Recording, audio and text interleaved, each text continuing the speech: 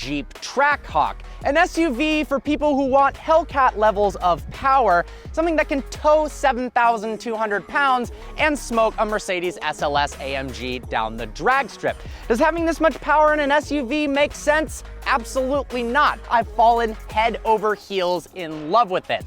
This just might be the ultimate daily driver. The Grand Cherokee range spans all the way from the $30,000 Laredo with a 3.6-liter V6 all the way up to the $86,000 Trackhawk. Now, while the mid-range Grand Cherokees look classy and suitable for driving to work, the Trackhawk looks like a muscular brute ready to take down sports cars on a roll race. Just look at the front bumper, for instance. We've got this massive grille allowing it to suck in 30,000 liters per minute of air. And in the center of the grille, we have this massive sensor for lane departure warnings and adaptive cruise control. Under the massive vented hood of the Trackhawk lies a 6.2-liter supercharged V8 that cranks out 707 horsepower and 645 pound-feet of torque. Yes, an SUV with 707 horsepower. Is that necessary? Like I said, absolutely not, but it's freaking awesome. Come around to the side and typically you'll see the words Grand Cherokee here with Trackhawk just below that, although those badges have been removed to make it seem a bit more like a sleeper, although you're probably not fooling anyone judging by the massive front air intake and the quad exhaust, which you'll see in a bit. Fitted to the rear wheels and the front wheels are massive Brembo brakes that help stop this 5,400-pound SUV from 60 miles an hour to 0 in just 108 feet. There are two wheel options available. We've got 20-inch polished wheels fitted here, and there's also a 20-inch satin black wheel option on the other car. Around back, we've got a massive quad exhaust system, although I'll pretend that I didn't look down and notice that it's actually a dual exhaust system with 4 tips, but never mind, it sounds so good you can forgive that fact. It is actually the best sounding SUV I have ever experienced. Every time you flick a downshift, you absolutely giggle with joy, and if you don't, well, then you have absolutely no sense of humor and don't like having fun in life. Just listen to this thing, watch this.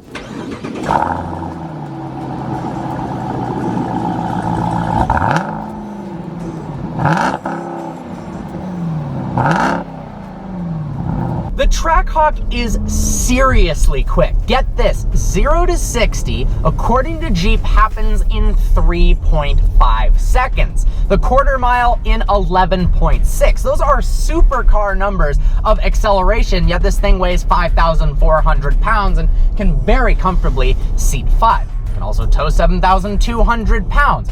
So how is it possible? How is it this fast? It's faster than a Lamborghini Urus. It's faster than a Bentley Bentayga, a Tesla Model X P100D, and it's even significantly faster than the X5M that I recently tested.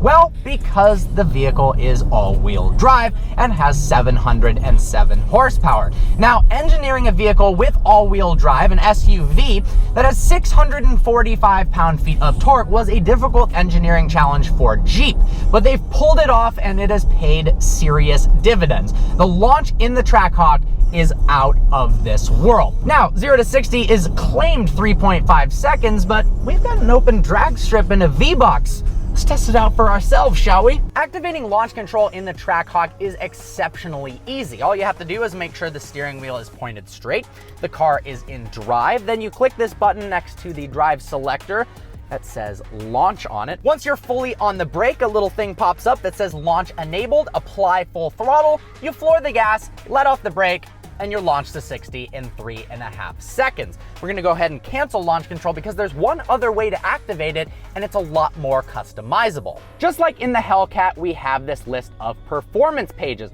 Right now, you can see everything is in track mode. Go into something called race options. When you're in race options, you can actually choose the RPM at which you want the launch control to activate. So we can bump it all the way up to 3,500 RPMs, which will probably spin the tires like nobody's business, or we can drop it all the way back down. The preset is 2400 RPM, so we're going to use that. Another view of all the track mode setups. That is pretty awesome, actually. Let's go into performance pages to see some more data. Here at home, we can see the current horsepower being used, 3 out of 707. We're in neutral. The current gear, G-force, you can add more there. We've got a timer that's very accurate. We're gonna measure this against the V-Box that's set up right there to see how close the 0 to 60 time of the performance pages is with the V-Box that runs on satellite.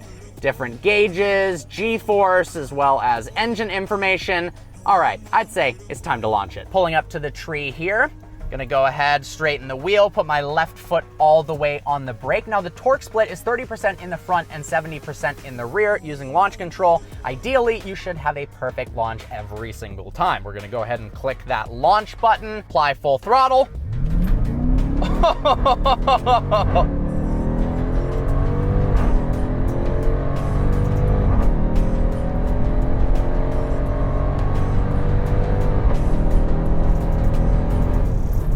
Let's see what the data we got says. 0 to 60 miles an hour in 3.6 seconds on my first attempt. Same exact thing, 0 to 60, 3.6 seconds, quarter mile in 12.4. Now, we will go ahead and run that back. Something to note is it is 88 degrees out, a little bit humid in Texas, so obviously the quarter mile time is going to suffer a bit, but 0 to 60 in 3.6 seconds, whew, that is quick.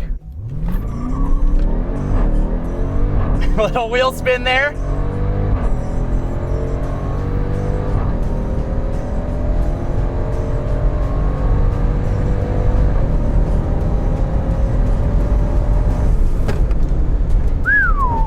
Once again, 0 to 60, 3.6 seconds. What's the quarter mile time? 12.1. Definitely with a couple more tries and some cooler weather, that 11.6 is not that far off. Interior-wise, the Trackhawk is nice, but not overwhelmingly so. We've got leather everywhere, some carbon fiber, contrasted silver stitching that looks nice. The seats are very comfortable, especially over long trips. I've commuted in this about 100 miles round trip every single day I've been in Texas, and it is fantastic for cruising down the freeway. And as I showed you, it is very good at going down the drag strip as well. Almost everything is controlled using the touchscreen infotainment center. We've got heated and cooled seats. The climate control works extremely well, which is nice considering it is so hot in Texas right now, although according to all of the Texans, it's not even close to hot. If you're an audio freak, I very much recommend getting the optional hardened Karman sound system. It comes with 19 speakers, and the clarity and bass are fantastic. Even if you're listening to Sirius XM, you can tell a big difference from the standard system. And if you have digital gold files or just some uncompressed audio files, it sounds awesome.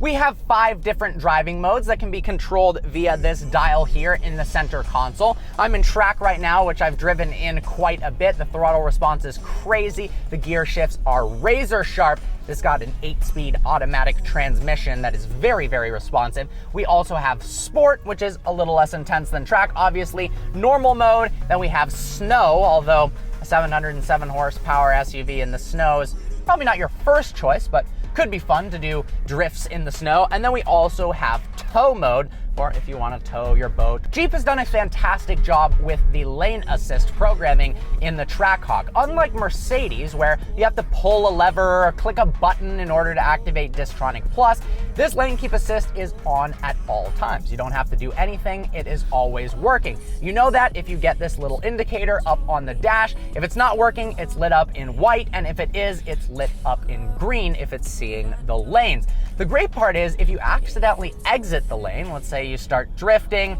instead of the Mercedes that jerks you back into the center and slams the brakes, it's really jarring and actually scary. In the Jeep, it simply gently pulls you back into the center of the lane and only applies the brakes a tiny bit. Now, one of my least favorite parts of the Trackhawk has to be the paddles, and this is true with the Demon as well as the Hellcat. While the 8-speed automatic transmission itself is fantastic, the paddles are not. Now, the responsiveness when in track mode is really nice. When you flick downshifts, they happen instantly. Upshifts as well.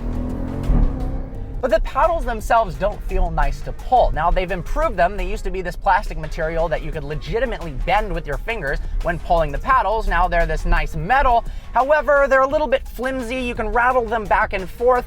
And in my opinion, they are in the wrong position. You want paddles at 9 and 3, where you're holding your hands. But if you put your hands right at 9 and 3, the only way you can reach the paddles is if you very much extend your index fingers. What's actually at 9 and 3, now the paddles are only about this long. Then below that, at 9 and 3, are buttons to change the channel and up the volume on the radio. Why would they do that? If they made longer paddles that had a nicer actuation feel to them, the car would be improved. Granted, it's a small gripe, has to do with almost all Dodge and Jeep products, but I'm still very much in love with the Trackhawk. What really surprises me with the Trackhawk is how usable it is in all the environments that it attempts to excel at. As a highway cruiser, the suspension is supple, it's soft, it rides over bumps nicely in normal mode. You could drive this hundreds and hundreds of miles with no problem at all. Sure, at 11 miles per gallon city and 17 on the highway, it's not the greatest, but you're not gonna get very good fuel economy with a big supercharged V8 anyways. And then when you're on the track, it's great as well. Let's put it back into track mode and see what this thing is actually like around turns. The nose does dive quite a bit under braking because the suspension is relatively soft. We have some decent body roll, and the car does like to understeer, but if you give it a little bit more gas through the turn and steer with the throttle, it's a recommendation of the Jeep engineers that created the Trackhawk. You got 70% of the torque to the rear wheels, so you can mitigate that understeer a little bit, although it is what it likes to do. Overall, I'm incredibly impressed with the Trackhawk. It's everything you would want in a luxurious SUV. Sure, the front dash layout isn't as pretty as something like a Cayenne Turbo S or a Bentley Bentayga, but this only costs about $100,000, whereas the Bentayga is well over 200 grand. So if the Trackhawk is this much fun with 707 horsepower, what is the Hennessy 1012 horsepower Trackhawk like to drive? We're about to find out, because that white one back there in the intro shots, yeah, it's got over 1,000 horsepower in an SUV. So what does this kit cost? Out the door, the 1,000 horsepower Trackhawk kit's just under 35,000. So 35 grand plus, I mean, if you got a base model Trackhawk, 86, let's call it 90. Yeah.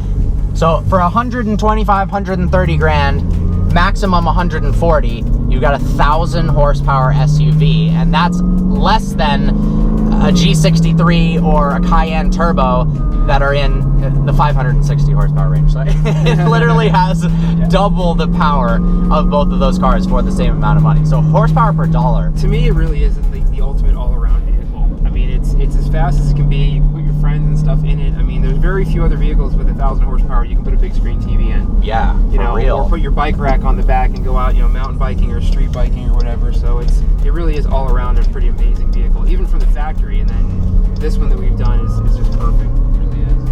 I think it's crazy that, yeah, back in 2006, when the Veyron came out with 1,001 horsepower, it blew everyone's minds that a car could have that much power, and it was $2 million. And then fast forward 10, 12 years later, and you've got a family SUV with 1,000 horsepower. That's just absurd. That you could mail order. Exactly. You'd actually depreciate this entire cost the minute you drive the Veyron off the showroom floor.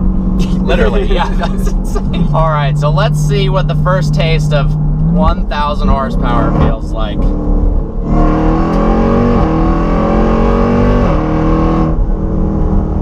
Wow. That's pretty ridiculous. Yeah. But apparently, you guys got 2.6 seconds to 60 at one point. Well, with a properly prepped track and launching it properly, But and a 10.2 in the quarter mile. I mean, a 10.2 is faster than a Huracan, faster than a 488. These are hundreds of thousands of dollars. Supercars with 2 seats. If we go 0.3 of a second faster, we'd have to put a roll cage in it to race that HRA. I mean, that from a roll, this feels every bit as fast as a Demon does, and that's a purpose-built track car. Yeah, absolutely. Unbelievable. Well, thank thank you so much for letting me drive this thing. Thank you for coming out. Giving me the Trackhawk for a week as a loaner car. That's better than my Prius loaner car I had last trip. Yeah, a little bit. Seriously, from the base Trackhawk all the way up to the 1,000 horsepower Hennessy Trackhawk, this thing is an all-around incredible vehicle. I've got more information in the description below on this Hennessy 1,000 horsepower package for the Trackhawk if you want to check that out. I hope you guys enjoyed this video. Like always, please browse the channel and subscribe. I look forward to seeing you next video.